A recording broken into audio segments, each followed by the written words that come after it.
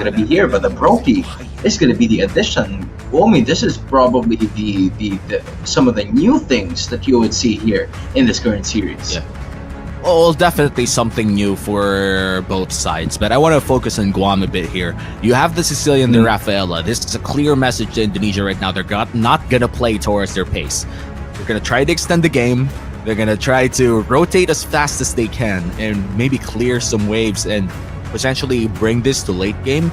But if they're able to survive the early onslaught of Indonesia, there is a big chance that the Sicilian could just scale up, because right now the Sicilian is a sleeper pick. One of the, I would say, mages that could potentially strike up in the meta stages, but right now not so much, mainly because we have a lot of early game assassins. But give it a bit of time, the Sicilian could deal a lot of damage in this game number 2. But if you're Indonesia, they do have early game advantage. The only early game damage source coming in from Guam would be the Alpha or level 4, or maybe even the Hilda by level 4. But other than those two picks, they don't have as much as damage that Indonesia has.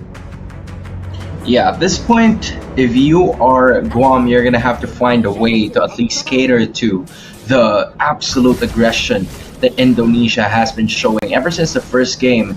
And we've seen that especially with at least 14-0 or 15-0 game number 1.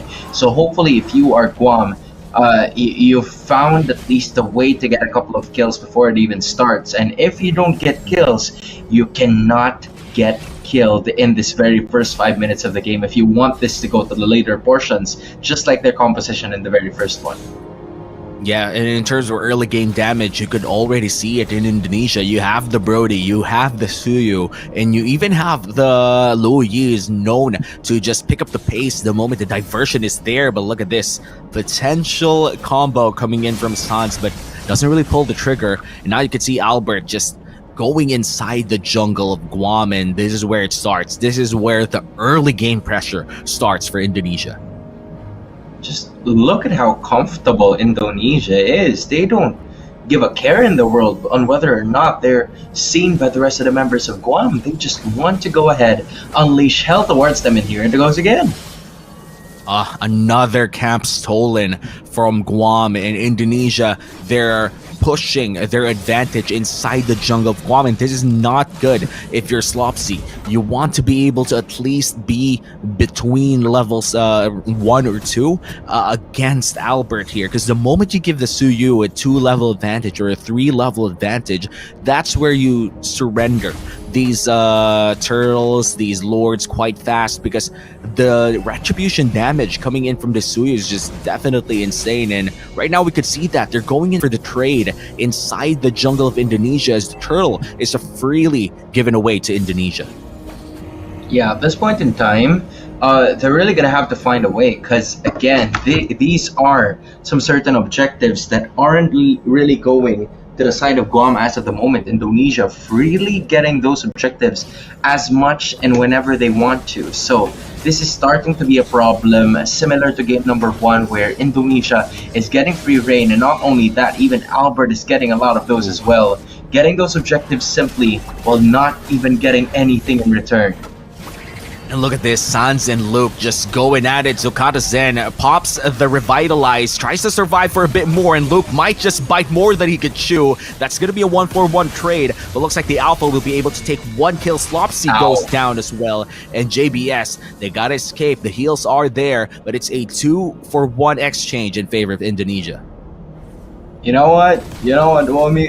If you're Guam, it's the first point on the board for you. You finally got a kill. You finally got at least something out of that fight. So this is something that they could definitely build up on in the middle portions of the matchup. And not only that, right? You gave Secret an assist to at least get that gold up, and hopefully they could do something about it. But again, they need to find an answer towards Kiboy, who has both of the kills of Indonesia, and he's someone that Guam is starting to struggle to take down, given that the lack of damage that they have with Secret not having enough damage output.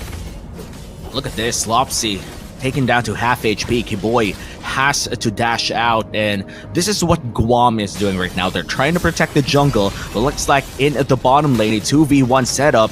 The Brody ultimate doesn't really get one, but that's two from Secret. Sanguine Claws lands, and Kiboy in the zero bush here. JBS low on mana, but here comes the taunt and the combo. Kai goes down, and Kiboy with a revitalize just keeps everyone alive. Secret in a 5v1 setup burns the flicker as well, and there you go. 3 people down for Guam and Indonesia once again. Going for that winning team fight, and in a 5v1 setup, Zukata Zen gives himself away as well. That was uncalled for. I feel like that was a bit too much already. Yeah, Zukata Zen just found himself in the mercy of, Indonesia being surrounded by his opponents there. I mean, he had the right intention. He wanted to go for at least Albert, given the HP already was low, but Slopsy is gonna go down this time around. My goodness, just because of one team fight alone, India has completely even extended or widened the gap of this game so far. Turtle going basically to their side, and they know what they're supposed to do. Yes, Guam would have 1 kill at least, but Indonesia's looking forward to stop them with just 1.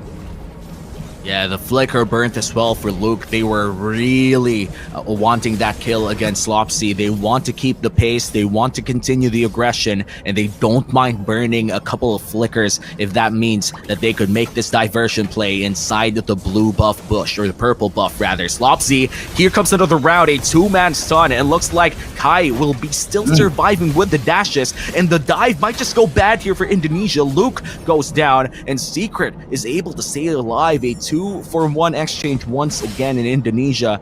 They come out as the victors, but then again, those are a couple of shutdown kills that Guam really wants. Basic MLBB fundamentals here. You see the concept of trading here from Indonesia. Yes, it was Luke going down, and that's already the second death of Luke, who by the way is using a Kai in the XP lane, but he has utilized a lot of those heavy spins to the benefit of Indonesia, and they have managed to get a lot of those HP bars going down, which has developed them to getting at least a 7k gold lead that you currently see on your screens. 9-2 in terms of kills as well. So, Guam is starting to take their time as to how they would be able to at least or hopefully extend the lead, but Indonesia picking up the pace by getting most of those objectives possible, and not only that, even playing very aggressive by taking their lives even under the turret if they want to. And the flickers are up once again for the playmakers in Indonesia. Luke and Kiboy has that flicker. They could potentially pull the trigger here, but they are safely taking down the turret instead. Turtle will be spawning in 5 seconds, and that will be the last turtle of the game. And potentially Indonesia doesn't even care for it. They want a fight in the mid lane. Here comes the heavy spin. They do find Slopsy, but looks like the angles are a bit off, and the retributions are called. It's just going to be a turret for Indonesia. Yeah, at this point in time, they are somewhat going to be safe. That's a turret going down, just like what you mentioned. And not only that, they were looking for something here. I mean, Guam brought a turret down. That's something that they could hope for very well. But Indonesia has had Kai in his tracks. He wanted to stop him as soon as he can, and they were able to. But Guam still gets something. And if you take a look at the composition in the late game, you have a Sicilian, you also have a Harriet. I feel like they're good to go for like the wave clear, but all they need to do is the damage. And Indonesia is doing their very best to make sure that that doesn't happen, so they won't have a hard time in terms of the late game.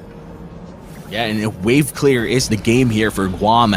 Their main wave clearers, such as Kai and Secret, cannot die, cannot be sacrificed in the long run.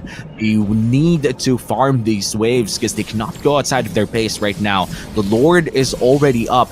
I think Indonesia opted to wait for the Lord instead. They did not get the third turtle. They waited for it to mature into a Lord and got that big objective instead. And now Zuka to Zen, half HP already, and you could see that the power spike coming in from this Brody is already felt, while Secret still has to farm for quite a bit. Yeah, you see the damage output that both Kai and Secret are landing towards Luke. It has been completely ineffective, which is why, Zukata Sen wants to go at it, but to no avail. Oh my goodness.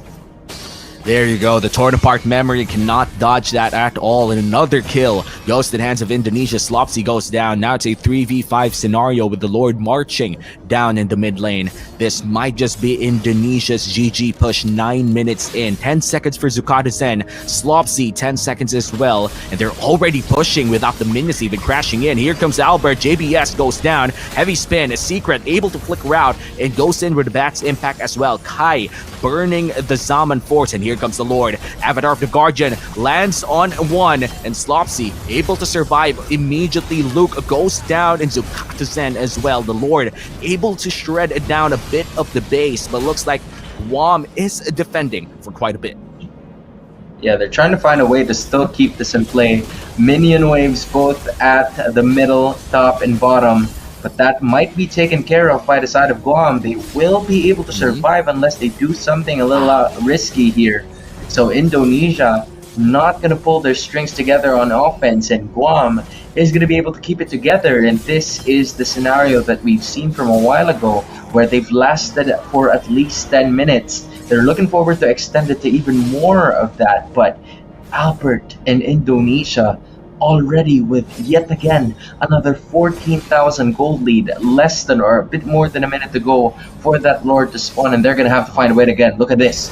Oh, and that is the way that they have found. Secret goes down, and here comes the heavy spin on it too. JBS and Kai, they're out as well. That's 2 people down for Guam. Make that a wipeout, and Indonesia goes in for the clean sweep. Just like that, with a diversion play, the series ends. Oh, that was unfortunate, man. They had Guam's hopes up. Like, for the first time in this series, they were able to defend the Lord. They were actually in a pace to be able to do something in the later portions of the game, maybe 15 minutes in, where the Sicilian would scale, where the Harith would get all of its items, and then all of a sudden, Sans just said, you know what, guys, we know where they are. Let's just go ahead and use diversion so that we can take them down and finish this game.